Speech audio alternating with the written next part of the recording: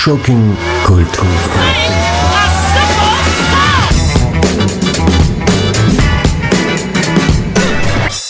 Добрый день. Мы снова здесь. Живем без черновиков, дышим дымом, учимся на ходу и свято верим в свое право каждый раз начинать с чистого листа. Сегодняшняя тема – поколение 0. Я Максим Жбанков, и это Шокинг культура. Одна из главных скверных привычек широкого применения – лить жизнь по возрасту. Да что с нее взять, пацанка? Или напротив, с ТикТоком не дружишь? Ну ты и старый пень. Что тут не так? Сам принцип отбора. Тупая вера в то, что дата рождения что-то значит. Я вот недавно понял, что битловская «When I'm 64» уже про меня. Да ладно, это внешне я изрядно потрепан, а внутри еще вполне ничего. А сколько вокруг тормознутых юных граждан, сгоревших еще на старте? И бестолковых мидлов с вечным детсадом в честных глазенках. Поколение не возраст, а статус и градус. Статус персоны и градус активности. Это нарушение прав старости. Тихо, я слышу, как растет моя борода. Надо что-то делать. If I'd been out till 2:45, would you lock the door? Will you still need me? Will you still feed me when I'm 64? У невероятного Дэвида Боуи, безумного рокмена с разноцветными глазами, есть две стопроцентно белорусских песни. Первая – «Heroes». Гимн скорострельным и быстро сгорающим героям уличного джаза и карманного партизанства. Нормальная открытка с края бездны, репортажный стоп-кадр.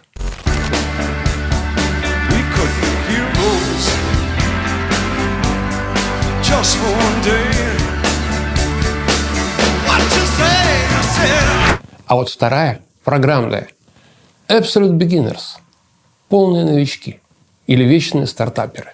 Формально песенка про любовь. Типа у нас каждый раз как первый, пропади все пропадом.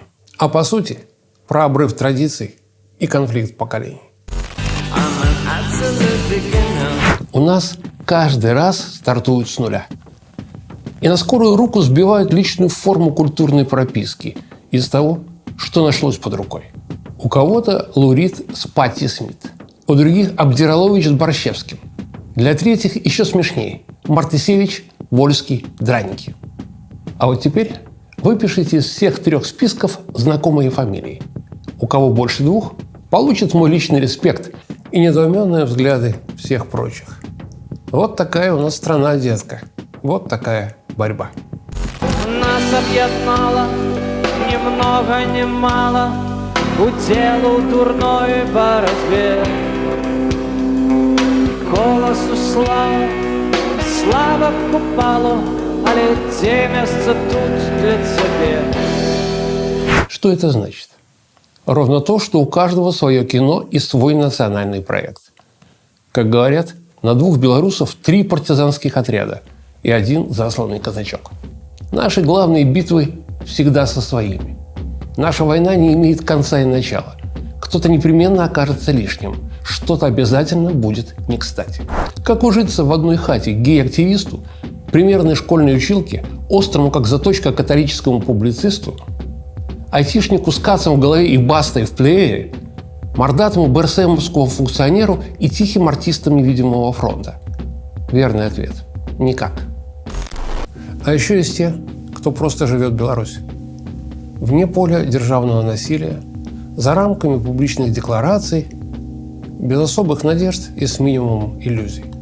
Молчаливые не потому, что им нечего сказать, а потому, что за них постоянно стремится вещать кто-то другой. Нас разъединяет именно то, что должно бы объединять – неразделенная любовь к родине. Придуманный в рост личным амбициям, набору персональных травм и приватному горизонту смыслов. Зеркалу общей судьбы, расколотому на сотни слабо совместимых осколков. Порезаться можно, склеить, наверное, уже не выйдет.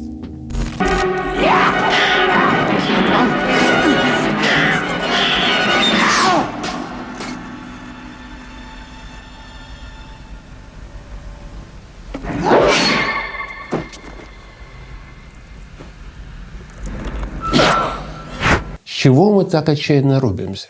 Зачем так кричим? Виноваты две вещи – доступность айфонов и право голоса. Ловкие цены раздали людям микрофончики, ну а право позволило вещать всем желающим. Умники растворились в толпе случайных спикеров. Скажете, глобальные тренды? Но белорусам и тут отдельно повезло. В нашем культурном поле, любовно закатанном в асфальт, недоученность вполне сойдет за народный стандарт. После очередного культурного обзора непременно найдется любопытствующий. А кто все эти люди? И круглые глаза при слове «Акудович» уже не удивляют. И чел в изрядном возрасте, открывший, что народный альбом – это про музыку, а не про рисование, вызывает не резкую улыбку, а тихое сочувствие. Плюс обещание верного кайфа для очередного неофита.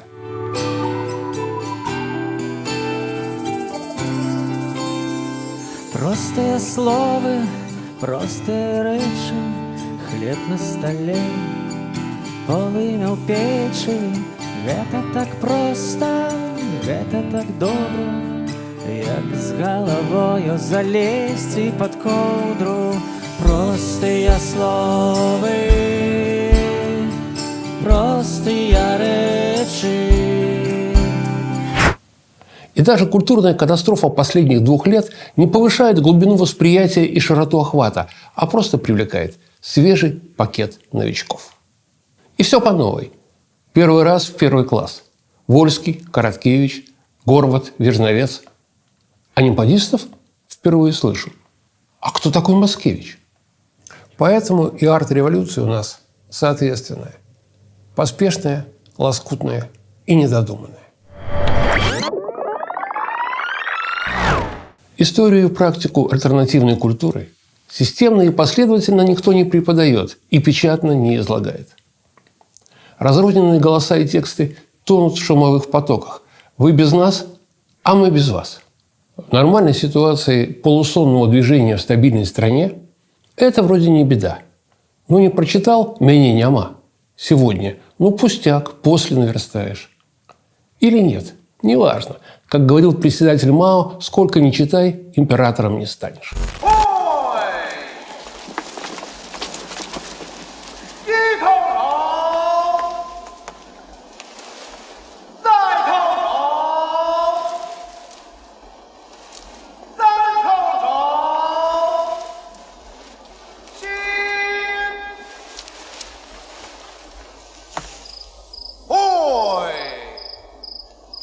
А вот во время очередной ломки гнилого порядка и планового исправления имен глубинная загрузка просто необходима.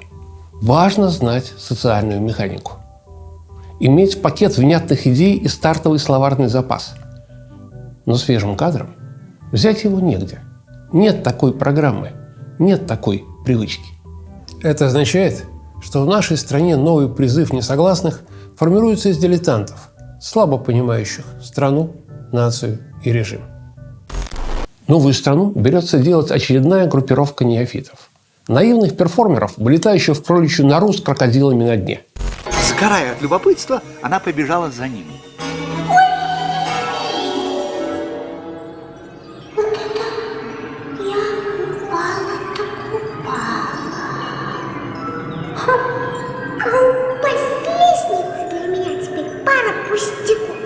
На одном из последних массовых маршей лета 2020-го я столкнулся с парой прежних академических знакомых и несколько озадачился.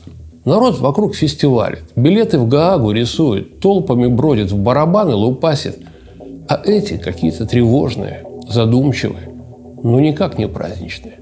Тогда в суматохе я не просек, в чем фишка. И лишь потом дошло. Ребята шли не побеждать. Ребята шли пострадать. Почему? Потому что расклад был изначально тревожным. Потому что с волками не пляшут, даже если тебя зовут Пит Павлов. Эй, ла-ла-ла-лай, ты не чакай, сюрпризов не будет. Эй, ла-ла-ла-лай, ты не чакай, ты не чакай.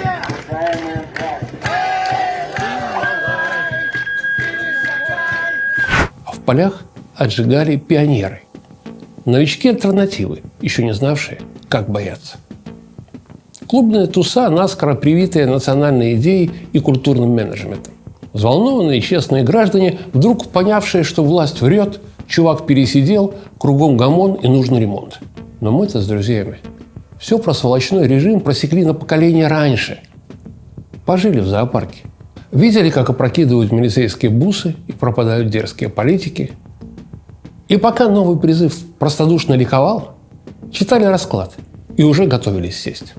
По сути, там на горящих улицах встретились два опыта, два возраста нашей судьбы – пионеры и ветераны. Как бы завтра и вроде как вчера. Самодельный национал-романтизм и практики культурного подполья, жестянки энергетиков и армянский коньяк из плоской фляжки. Осталось неясным, что мы делаем вместе и куда двигаться дальше. Хочу уточнить. Когда я говорю «пионер», то имею в виду не биологический возраст и не политическую позицию. Речь про состояние души, про легкую непосредственность и скоропостижный энтузиазм.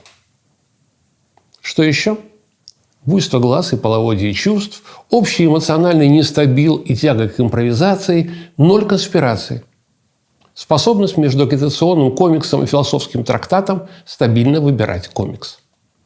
А еще неумение ясно формулировать мысль без десятка восклицательных знаков. Изучение политологии по сериалам Netflix и зонгам гражданской обороны. Честная вера, что цвет флага меняет власть, а поголовное знание белорусского спасет нацию. И, наконец, абсолютное неумение грамотно спорить и работать с несогласными. Живее!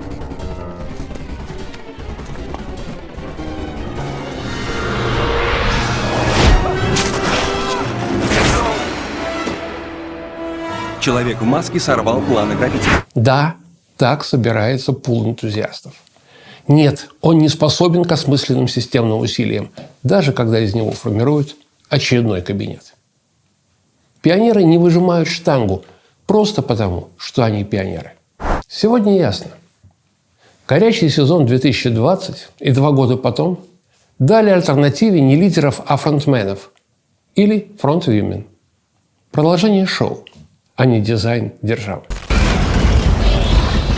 Не знаю, как вы справитесь с этой ордой. Не бойся, малыш. Она не одна.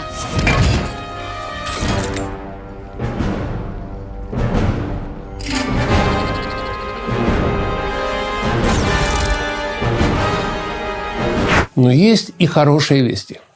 По факту мы в первый раз остались без надзора, и кажется, что можно все. Так очевидно бесполезна и бессмысленна власть. Так нелеп и страшен соседский упырь. Так растрепана карта Европы. И нация так разбросана по ней, что впору учреждать народные амбассады и лепить белорусскую культурную мафию. И да, у нас есть условная администрация будущего. Деловые пионеры пополам с ветеранами несогласных. Но что дальше? 3 пути и все проблемные. Дремучий огневой традиционализм, конкурентный проектный евродизайн и борзой пионерский фристайл. Thank you very much, ladies and gentlemen. Right now, I got to tell you about the fabulous, most groovy Bell Bottoms. Bell Bottoms.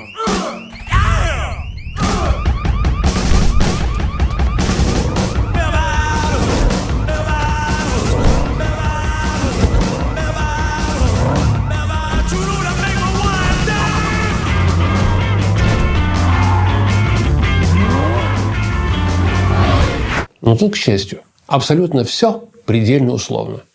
За отсутствием площадки и рычагов влияния. Поэтому иногда интересно, местами смешно, и если мало осмысленно, то уж точно не вредно. Йоу, пионеры тоже люди, пусть себе маршируют. Может, подлечим друг друга. Может, услышимся. Собираетесь играть на скрипке? Уважаемый, мне нужно играть, потому что через месяц у меня экзамен в Джулиард. Без репетиций никак. Ладно, но только до 10 вечера. Да-да, конечно. Нашей земли у нас сегодня нет. Чинить ее внутри, в общем-то, некому и, кажется, нечем. Но можно пока справиться с собой. Пригасить задор, сыграть на вырост. Рискнуть разлюбить свое пионерство, не путать агит, полит и пиар, не гасить яркую мысль резким вопросом «а чему не на мове?». Быть злым и техничным. Держаться принципов. Лечить мозги, беречь своих и верить в наш безнадежный рейс. Это был Максим Жбанков и Шокинг Культ. Молодость – это болезнь, но она проходит. Бай. Шокинг Культ.